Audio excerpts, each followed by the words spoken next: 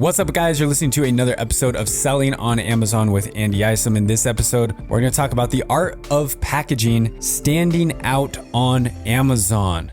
Now, packaging can make a huge difference in the long-term success of your brand. Where I think a lot of people get the misconception, though, on the importance of packaging is they think that the packaging is going to help get more sales. Now, let's think through this logically about the customer experience, the customer journey shopping on Amazon. Because shopping in retail is different, right? If you were to go to Walmart, walk through the doors and walk around Walmart, that customer experience is different than someone going to Amazon.com and typing in a keyword and browsing the search results. Because at Walmart, everything is in packaging, right? So packaging in retail, like on the shelf, is a far, far, far more important factor in the purchasing decision, right? Because a customer is walking around, right? Think about it. You're walking through Walmart, you're looking at the shelf and you're like, oh, that product looks legit. Or, oh, this cream, this lotion, this food, this toy looks legit, but it's packaged. Everything is packaged. It's in a cardboard box. It's in a sleeve. It's on a little hanger, right? So the packaging makes a huge impact on whether or not the customer decides to buy that product or not. Now, Amazon is different, right? When you go to Amazon and you search for something, you get to see what is inside the packaging. Now, I know a lot of packaging, like at Walmart, like let's say it's a box of like, I don't know, some sort of cream or something. I think about makeup or whatever. They'll like show a picture. Usually the packaging will actually be a picture of what's in the box. But on Amazon, you've got product images. You've got the main image, which really just highlights the product itself. You can see lifestyle images, like you can see a video. Like you really get to see what the product actually is. You're not just looking at a cardboard box like you are in the shelf at Walmart. So don't get confused thinking that your packaging is going to help a customer more make the actual purchase, like convert, right? Now, can it help? Absolutely. The advice I like to give to people when they say, Andy, I'm doing my product photography. Should I put the packaging in the photo? I say, does your packaging significantly increase the chances of the customer buying your product? And for a lot of people, the answer is no, it does not. Like, I'll be 100% honest. We package our bandanas in a poly bag. It's nice. It's frosted. It has our logo on it. Like, it's a nice poly bag, but at the end of the day, it's a poly bag. If I post a photo on my Amazon product listing showing my bandanas folded up in the poly bag, is that going to help a customer say, oh, snap, I'm going to buy this one? No, they could care less about the packaging, right? When it comes to whether or not they're going to buy our bandanas or not. They don't care. They don't care if it comes in a fancy box. They don't care if it comes in a poly bag. They just care that the bandana is nice itself. So if you go to look at our listings, you will never see a picture of our packaging because nobody cares. Doesn't help the purchasing decision. So ask yourself that. I have seen mistakes where it can actually hurt your brand more than it helps if you do put a picture of your packaging on your product listing. Where I've seen, I've reviewed someone's account or their listing and they've got their main image and they'll have the product and then they'll do like, that creative photo where it's like showing the product, but then like the box is behind, it's cool. It gives some depth to the image. I understand it. But if like the box is ugly, if it's not professional, if the design, the logo, it's hard to see or it just is not high quality, that immediately just diluted your brand. Like it just took your brand down a notch in the mind of the customer. So ask yourself, is my packaging helping the customer choose to buy my product? Is it helping to convince them that I am a premium brand, a premium product? Then yeah, go ahead and put it in your photos. But if not, just leave it out. So I know I mentioned like most people probably should leave their packaging out of their photos, but there are instances where putting it in can make a big difference. Let's say all of your competitors are shipping in a poly bag. And you know that because you purchase a lot of their products or they're putting photos. And so you know that they're using poly bags or you go read customer reviews. So you see that it's in a poly bag. In that instance, packaging could help your customer decide to buy yours versus the competition if you decide to have superior packaging. So if you're going to have like a full custom box or something that's different than the competition, then yeah, highlight that. Highlight that in your images, your product listing photos to show all the other competitors. I mean, obviously you can't really show that, but like in the mind of the customer, right? All the other competitors are using just cheap poly bags. We ship our product in this really nice color, eco-friendly cardboard box that's really classy. So like if you wanted to give it as a gift for someone, it would look a lot nicer than like throwing them a poly bag, right? So that's an instance where, yeah, my packaging is so much better than competition and I can highlight that and show that. I think it could help your conversion rate. Let's talk about 5 things to focus on when you're coming up with your packaging. We're going to talk about eye-catching design. We're going to talk about information and clarity. We're going to talk about sustainability and eco-friendliness, practicality and protection, and number 5, unique unboxing experience. If you can check these 5 boxes with your product packaging, you've got some solid packaging. You may not be able to check all the 5 boxes, but the more boxes you can check, right? The idea is the more boxes you can check here, the better chances you're going to have of developing some really awesome packaging. Number 1, eye-catching design. So again, this is kind of going back to, if we're talking to Amazon specifically, if your packaging is eye-catching, like it's a full color printed box, gloss, logos, info, like, you know, there's artwork on the box. Like it's a really cool looking box just from the design of it, eye-catching. Absolutely. Put it in your photos, put it in your main image, put it in your A+ content, right? To show that it's eye-catching. If it's just a plain cardboard box with a barcode sticker, you know, I know you guys have bought something from Amazon before that literally comes in a little brown cardboard box and it has a little FNSKU barcode and that's it. There's no logos on it, nothing. Cheap, generic, you know, Chinese kind of stuff like that. If that's your box, right, that's not eye-catching. We're not showing that on our Amazon listing anywhere. Please don't.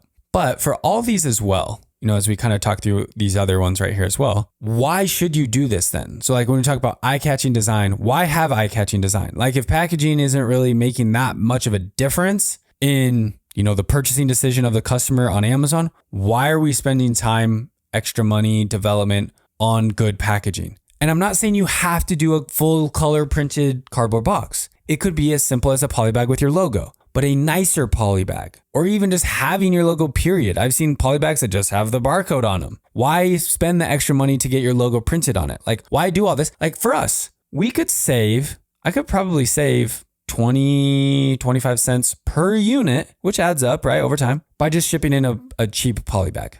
Not with a zipper, not with our logo, just put it in a poly bag. The customer don't really care. We don't put it on our listing anyway, so why are we spending the money to have a nice poly bag? The reason why good packaging, even if it is as simple as a poly bag, makes a difference is because it is the very first interaction that a customer has with your brand. Physically, right? In person. Obviously, they can look at your stuff on social media or like on Amazon, but physically interacting, it is their very first experience. It is their first impression. I think back to, we're taking a little time out here from our top 5 list here for story time. I think back to how I met my wife, Taylor.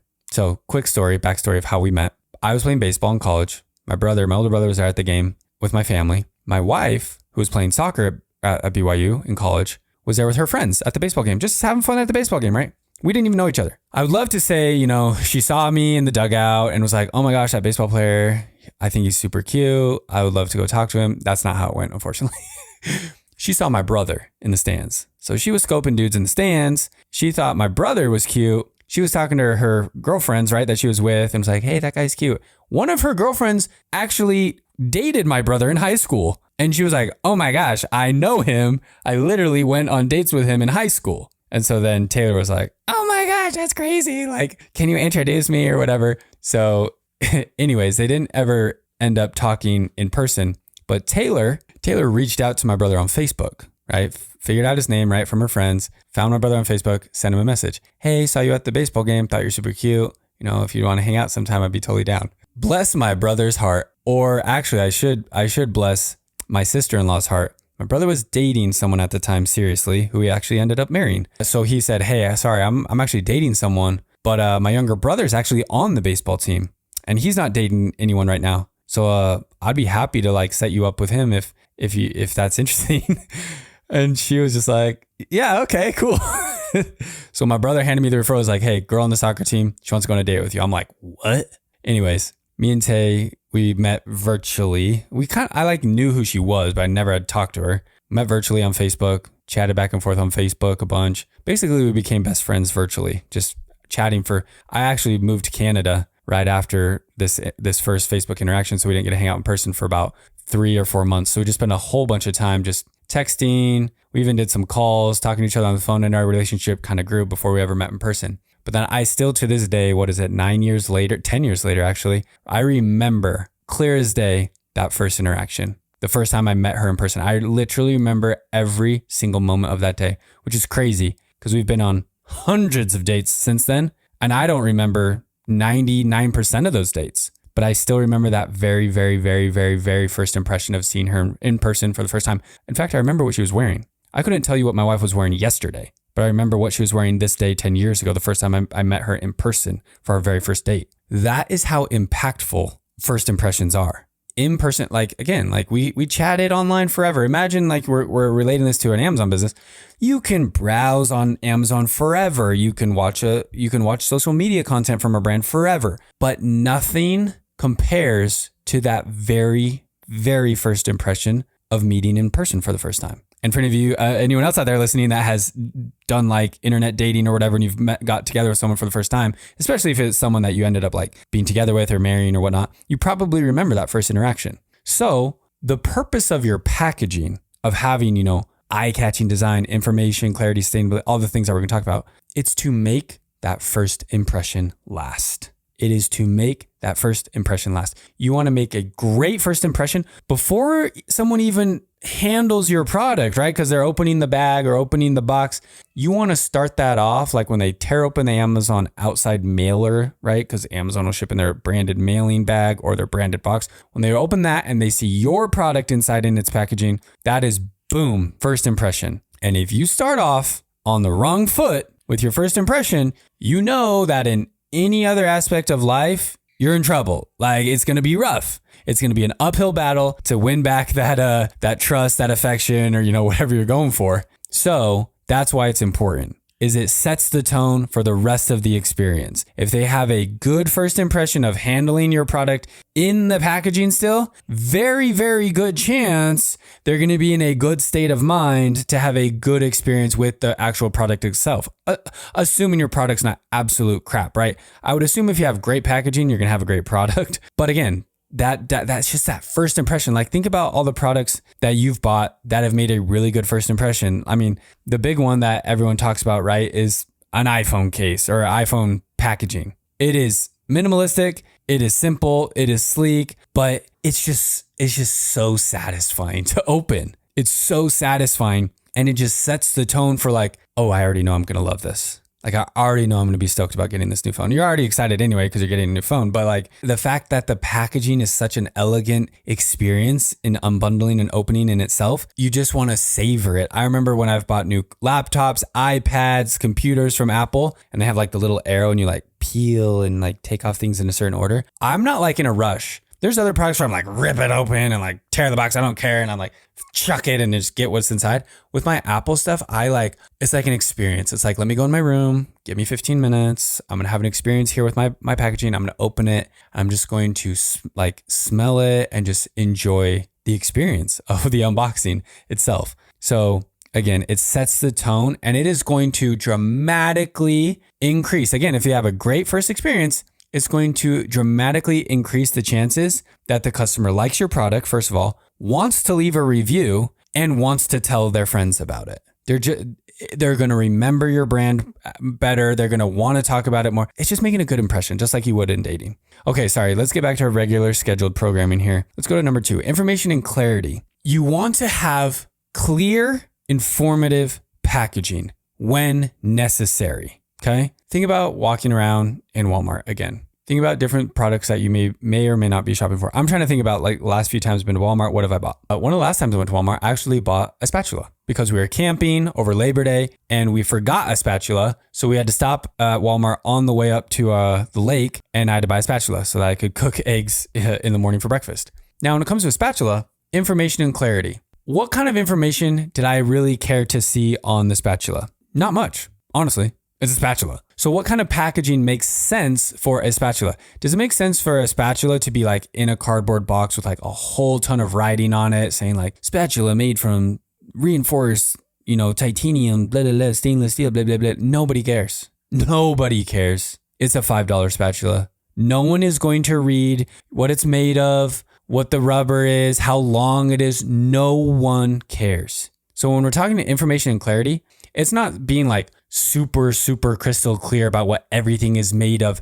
It's about being clear. And sometimes clear is simple. And in the fact of a spatula, if you're shopping at Walmart, clear means being able to see the spatula. Like literally the packaging is clear / non-existent. It literally just had like a little cardboard like tag that's like wrapped around the handle and glued to it with a barcode. Cause that's all people care about. I just want to see the spatula. I don't care at all anything else about it. I don't care what the measurements are. I don't care what the length is. I just want to hold it. And if I saw it, I'm like, yeah, looks pretty good. Boom, bought. It took me about 2.5 seconds to make that purchasing decision. So again, with your product, don't overdo it. I think a lot of times we fall into the trap of like, okay, I gotta have the information on there to explain all the features and everything. Guys, think about it. For most stuff, people don't care. Gosh, even with like techie stuff, people don't care. Think about an iPhone box. Does the iPhone box have a whole bunch of like bullet points and features on it that say iPhone made from blah, blah, blah, and here's all the features of the iPhone and here, da, da, da. Nope, it doesn't. It says iPhone, has a big picture of the iPhone usually on the front of the box. And then on the back, there's like the barcode, and then it has like a whole bunch of really tiny writing that basically has like a whole bunch of patent info and like international codes and things that like is mainly for like shipping and importing, but no one who purchases it really even reads that or cares about it because it doesn't apply to us. That's it. Heck, I don't even know if the iPhone, I think they actually include a user's manual still. Most stuff like now it's like the user manual, one, it's online, or two, people don't read them anyways because they'll just go Google it. They'll just go Google how to do this, or YouTube how to do this. Nobody cares about user's manuals. Now, I'm not saying don't have one. Like, I think it's smart to at least just have one just so that you can say that you have one, but like people don't care. So information clarity, give the information that's actually relevant that the customer actually needs, and think about it. Like, don't dilute your packaging and your product and like make it all this big, huge, overwhelming thing, because at the end of the day, guys, people don't care. I'm actually going to apply this also to your insert card. We'll say like information clarity also on your insert card. I see other insert card designs from people who send them to me like, hey, here's my product. Can you review my insert card? I look at it and I'm like, why is there like 700 characters of text on your insert card? It's like paragraphs of like size 7-point font on the back of their insert card telling them to do all these things. It's like, oh, well, I'm asking for a review. I'm telling them about social media. I'm telling them how to use the product, how to wash it. And I'm like, you're selling a baby beanie. We can figure it out. Like, we don't need you and your insert card to give us a complete breakdown of how it was made and the sustainability of the fight. Like, yeah, we're actually going to talk about that in the next bullet point. Like, yeah, I think it can be important, but don't overdo it. That's my point. Don't overdo it. Simplicity is clarity 99% of the time. Okay, number 3, sustainability and eco-friendliness. Now, I just got done saying like, you're bombarding your insert card or your packaging. It's like, we're sustainable, 100% organic, recycled cardboard, blah, blah, blah, blah, blah. All this stuff. I'm saying don't overdo it. But at the same time, if this is important to your customer, make it known. Make it known, right? If you are like really, eco-friendliness, sustainability, like that is a core tenet of your brand. Yeah, absolutely. Make it known, but don't overdo it. Sometimes, honestly, like eco-friendly, sustainable is as simple as like a little icon of like a leaf, right? You've seen it. That's all you need. Go green or like whatever, like little sayings and things. Now, obviously, make sure you're not using copyrighted or trademarked things, logos and stuff. Be smart there. But a lot of times, like that's all you need. You just need like a little icon, a little logo highlighting this is eco-friendly, 100% recycled material. We don't need like the full like life story of your brand. Do that on your social media. Do that with your content. Do that on your website. Even do it. You can put it in your product listing, right? Put some stuff in your product listing, A+ content about your sustainability. But on your packaging, let's keep it simple. But if it is eco-friendly, highlight that, show that. Number 4, practicality and protection. You want to make sure, this is kind of more going off of like the design of the packaging itself. You want to make sure that your packaging is practical, one, for the product itself. Okay. So if you're selling a baby beanie, we'll go with that for now. If you're selling a baby beanie, is it practical to ship a baby beanie in a cardboard box? No, it is not. It is unnecessary. So again, like I talk to so many people and they're like, well, Andy, I'm really trying to be unique. I'm really trying to stand out. I'm really trying to be high quality. So I want to put it in this really nice, fancy cardboard box. I'm like, yeah, like, is that nice? Is that unique? Is that differentiating, premium? Yeah, but is that practical? No. And you got to think about it from a customer too. Like, from a customer standpoint, yeah, you might be wowing them with a box and it's really fancy and everything. But they also at the same time, I mean, from my perspective at least, I would get it and be like, why? Like, I would almost be like borderline annoyed that you spent all that money and resources on packaging that is not practical. Like, why? Why do you need to ship it to me in this? Not only did like this cost more money to make, I mean, yeah, okay, it could be recycled or whatever, but like this costs more money to ship. We use more natural resources shipping this beanie. We could have shipped more efficiently, spent less gas, took better care of the environment, right? By shipping it in a poly bag. So it's like, yeah, okay. Is a cardboard box better for the sustainable environment than a poly bag? Yeah, maybe. I mean, we could debate that back and forth, but you got to think about all the other impacts of it. It's like, this is just not practical. This is not practical for the product. So think about that as well. And also it's going to be practical for your profit margins. I've had people who are like, Andy, I want to put it in this cardboard box, but the cardboard box is $2 per unit. Now my profit margin's 12%. I'm like, that's not practical. Stop. At some point, like, there's a line between practical, profitable, and premium, right? Like, you just got to be able to distinguish all those three, and make sure they all kind of fit in their right spot so that you can have a premium, practical, and profitable business. Practicality and protection. You do want to make sure that your product is safe. Another big mistake I've seen from students in the past is they have their product, they get it packaged, I've seen products in cardboard boxes, and then they get them sent over and they show up and half of them are broken because it's, a little bit more fragile type of product. And based on the packaging they chose, the product is broken. So be smart. Think about that. I've had multiple instances of people who've come to me and said, Andy, my product is getting bad reviews because customers are getting it and it's showing up broken. I'm like, okay, you got to think about that. You got to think about the protection of your product in the packaging. Is there potential for this to break if I ship it in a poly bag? If there is, probably got to put it in a cardboard box. Okay, it's in a loose cardboard box. Okay, if it's shaking around in a cardboard box, is there potential for it breaking? Yes. Okay, then you're going to have to build some sort of insert so that it stays stationary in the cardboard box, or, whether you're using bubble wrap or paper or other things, make sure it's an approved, also FYI, make sure it's an approved packaging protection type according to Amazon. So like if you're shipping a big box off to Amazon, you can't use like foam peanuts and stuff like that. They don't allow that. So just make sure you're aware of that. Side note, but make sure you're protecting your product. It's a horrible feeling when you order 100 units and 50 of them are broken and unsellable. That's just money you just absolutely can't get back. So make sure your product is not going to break during transit. Then we could even throw in, when we're talking about protection, we could even throw in protection for the customer. Honestly, like, you want to make sure you have your warning labels and stuff. Like if it's a poly bag, you're required. So it's like, there's no way getting around that. You have to have like suffocation warnings and that. But make sure your packaging is not going to cut someone or hurt someone. This sounds like common sense, but it's something that people just overlook. Don't make your packaging a chore for someone. That's just going to leave a bad taste in their mouth. Don't make it so that it's cheap or falling apart so that, like, let's say the product inside isn't broken, but when they open it, they don't know what side to open it on. They don't know how to open it. And then they open it, it pops out, falls on the ground and cracks, and now it's broken. So it's like, yeah, it survived transit, but then the way they had to like twist it and open it and slide out, and you know what I'm saying? So like, pretend that like a 5-year-old is going to open your packaging. Design it in a way that you could hand it to a 5-year-old and be like, here, open this. And they could figure out how to open it safely. Now, it will need to be sealed. Obviously, like if you're doing cardboard boxes, it has to be sealed. It can't just pop open super easy. Like you might have to have tape or a sticker or something to keep all the, the right places sealed where they need to be. But just think, okay, if I handed, maybe let's not do 5-year-old because I have a almost 4-year-old. I'm like, I don't know if I want my 5-year-old handling scissors yet. Let's say an 8-year-old. If you gave an 8-year-old a pair of scissors and your product, could they open it without hurting themselves? There you go. Now like, okay, I've got good packaging, it's protecting the product, but it's also protecting the customer from doing something dumb, stabbing themselves with the scissors while they're trying to open your product, then you get sued. That's not a great day for anyone. Last thing, we'll wrap up with this, guys. A unique unboxing experience. And really this just comes down to what we were talking about with Apple. It's just being memorable. You just want to be memorable. every step of the way that you can be memorable with your product, it's just going to increase the chances of all the goodness that comes after that.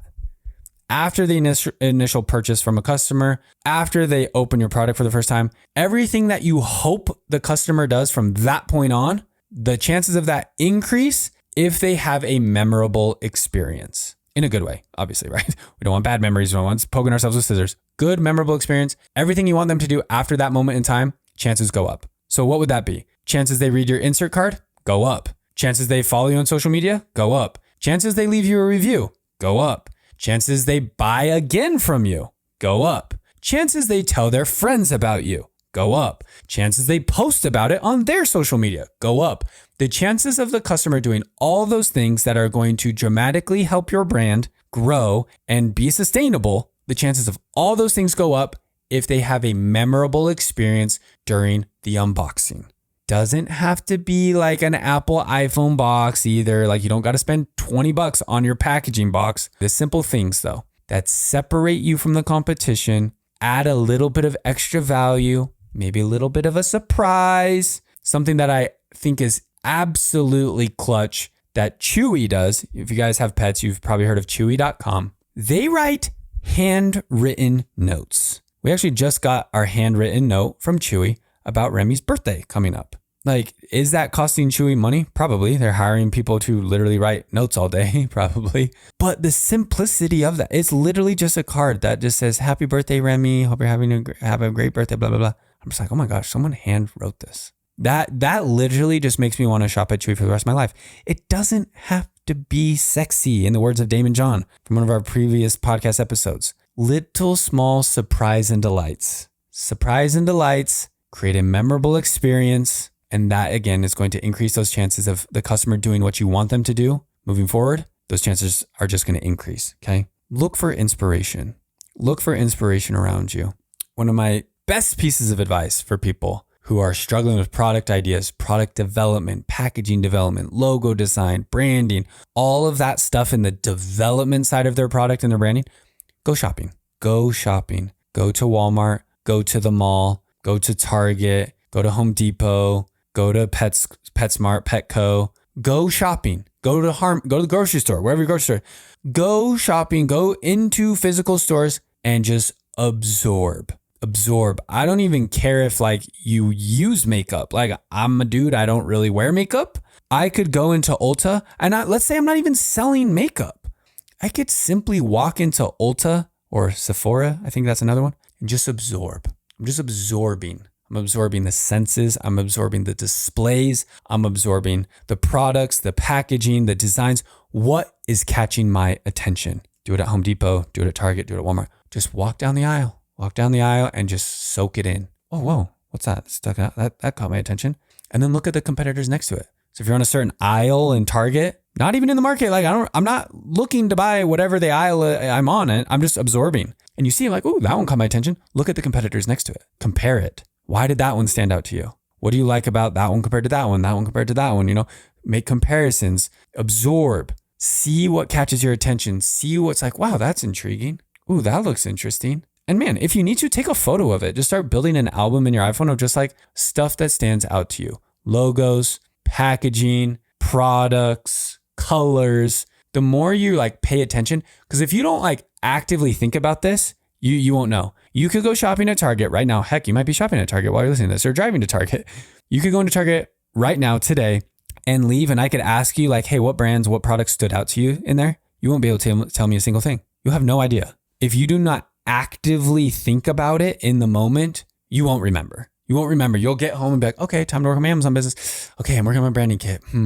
And you'll be stuck and you'll have crap. I'm stuck, Andy. Like I'm not getting any good ideas. It's like, well, because you just got home from Target, but you didn't pay attention while you were there. So go shopping, pay attention, go shopping online, go shopping on Amazon, but pay attention. Pay attention to the subtle things that catch your eye, that stand out, that make you want to buy, that make you want to get that product, and just figure out what it is about that is making you want to buy, and take a note of it. Oh, it's because of this. It's because of the shape of the text. It's because of the colors. It's because of the feel of the box. Like whatever it is, like take notes of all this stuff and you're going to be in a really good spot. You're going to have much better ideas flowing through you. You're going to be able to communicate to your designers and things, right? To get things done the way that you want them to get done. Okay. Guys, packaging is important. It is. But I'll tell you what, your product is far more important than your packaging. You could have the best packaging in the world, better than an iPhone case. If your product sucks, you're screwed. You could also, on the flip side, have the worst packaging in the world. It could be the worst little plain Jane, crappy cardboard box. But if inside that box is an iPhone 15, or whatever, like the really cool product is, ain't nobody caring about your crappy brown cardboard box. So if we're talking about like the level of importance here, guys, of like where to focus your time, your money, your energy, it's on making a great product. Let's not kid ourselves. And then below that comes the packaging. But the packaging is that first impression. So it's going to be a lot smoother sailing if you can make a great first impression to warm that customer up to, then, experience your product and be in a good state of mind to experience it for the first time. So hopefully they can have that good taste in their mouth. Guys, thank you again so much for listening to this episode of Selling on Amazon with Andy Isom. We'll see you in the next episode.